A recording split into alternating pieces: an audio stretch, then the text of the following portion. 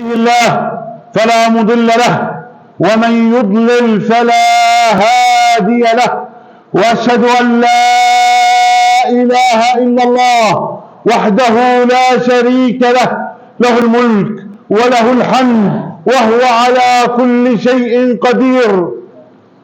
وأشهد أن محمدا عبده ورسوله، أدى الأمانة وبلغ الرسالة وأخرج الناس من الظلمات إلى النور، وترك فينا شيئين اثنين إن تمسكنا بهما منا العزة والسعادة في الدنيا والآخرة، وإن تركناهما منا الذل والشقاء في الدنيا والآخرة، ألا وهما القرآن والسنة، فتمسكوا بهما تمسكوا بهما والله تفلحوا في الدنيا والآخرة. قال الله تعالى: يا أيها الذين آمنوا اتقوا الله حق تقاته ولا تموتن إلا وأنتم مسلمون. وقال الله تعالى: ومن يتق الله يجعل له مخرجا ويرزقه من حيث لا يحتسب. أما بعد، أصدق الكلام كتاب الله سبحانه وتعالى، وخير الهدي هدي محمد صلى الله عليه وسلم، وشر الأمور محدثاتها، وكل محدثة بدعة، وكل بدعة ضلالة، وكل ضلالة في النار. نعوذ بالله من المحدثات والبدع والضلال والنار. أما بعد، قال الله تعالى: ويسبح الرعد بحمده والملائكة من خيفته. وقال الله تعالى: وإن من شيء لا يسبح بحمده ذكر الله هو أكبر شيء في هذه الدنيا، وأعظم الذكر هو تسبيح الله سبحانه وتعالى. ولقد ورد التسبيح في القرآن أكثر من 80 مرة، وافتتح الله سبحانه وتعالى 7 سور من القرآن الكريم بقوله: سبح اسم ربك، بالتسبيح.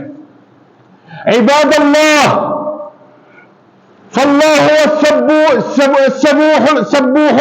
السبوح القدوس رب الملائكة والروح، هو الله سبحانه يحب أن يسبحه عبده، يحب أن يذكره الله.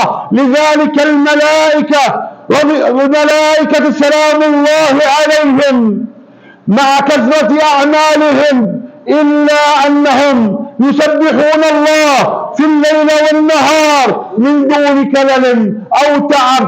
وكذلك الأنبياء صلى الله عليه وسلم كان التسبيح ذكرهم وملاذهم عند الشدائد، يهرعون إلى الله بالتسبيح في كل وقت وفي كل حين. فهذا موسى عليه السلام عندما طلب من ربه أن يجعل هارون أخاه وزيرا معه ويشركه في الأمر، لما قال: كي نسبحك كثيرا ونذكرك كثيرا. وهذا نبينا صلى الله عليه وسلم كان حياته كلها ذكر وكلها تسبيح صلى الله عليه وسلم. فإذا قرأ القرآن وجاء على آية فيها ذكر لله سبح الله، وإذا نام سبح الله 33 مرة، وإذا قام الليل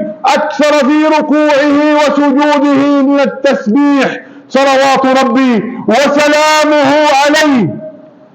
وإذا ركب الدابة قال: سبحان الذي سخر لنا هذا. وإذا نزل واديا سبح الله صلى الله عليه وسلم. بل إن الله أمره في أن ينتهي من عندما جاءه الموت في آخر حياته بأن يسبح الله. فقد قال الله تعالى: إذا جاء نصر الله والفتح ورأيت الناس يدخلون في دين الله أفواجا، فسبح بحمد ربك واستغفره. لذا قالت عائشة رضي الله عنها في الصحيح أنه كان صلى الله عليه وسلم يكثر من قول سبحانك وبحمدك استغفرك واتوب اليك قبل موته. رواه مسلم. عباد الله، والتسبيح لا ينقطع بانتهاء الدنيا، بل إن أهل الجنة يسبحون الله، دعواهم فيها سبحانك اللهم وتحيتهم فيها سلام. قال صلى الله عليه وسلم في صحيح مسلم إن أهل الجنة يلهمون التسبيح والتحميد كما تلهمون النفس. فالتسبيح يا عباد الله أمره عظيم في هذا الدين، وواجب علينا أن لا ننسى التسبيح وأن نسبح الله وأن نعظم الله في تسبيحنا. والحذر من بعض الإخوة الذين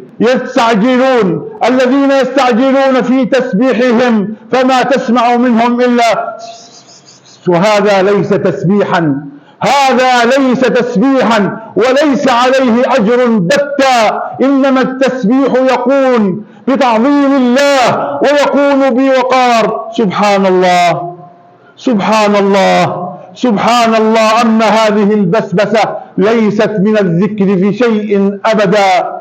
قال صلى الله عليه وسلم كلمتان خفيفتان على اللسان ثقيلتان في الميزان حبيبتان للرحمن سبحان الله وبحمده سبحان الله العظيم. إن للتسبيح أجرا عظيما في الدنيا والآخرة، وللتسبيح أمر عجيب في تفريج الكرب أيها الأحباب.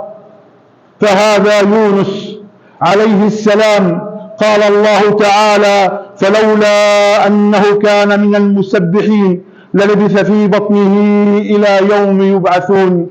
أي أن يونس عليه السلام لما كان من أهل التسبيح ويكثر من ذكر الله وتسبيح الله نجاه الله من ظلمة الليل وظلمة البحر وظلمة بطن الحوت.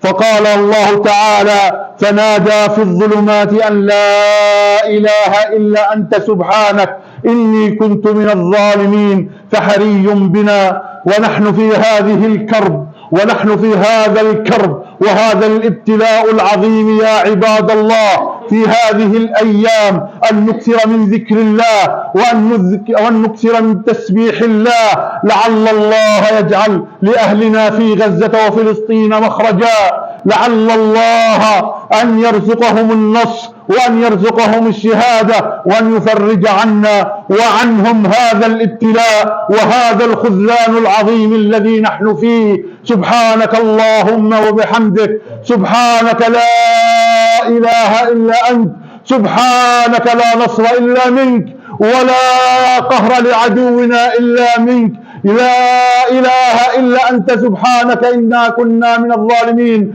فانصر إخواننا في غزة وفلسطين. أقول قولي هذا وأستغفر الله لي ولكم.